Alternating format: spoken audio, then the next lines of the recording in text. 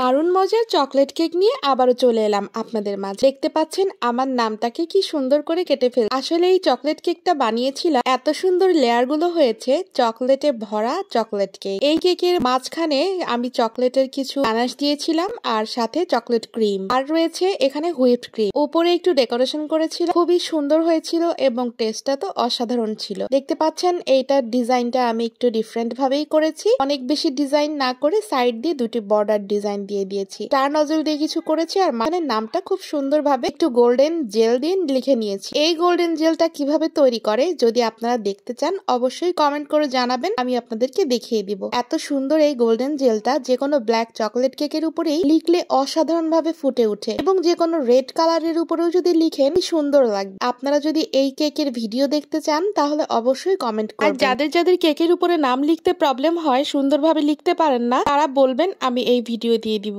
একদম কলমের মতো করে আপনি কিন্তু লেখালেখি করতে পারবেন, একেবারে পুরো রচনা লিখতে পারবেন, এত সুন্দরভাবে সিস্টেম করা যায়। আপনারা সেই ভিডিও দেখতে চাইলে কমেন্ট করবেন, আমি সম্পূর্ণ টিউটোরিয়ালটি দিয়ে দিব।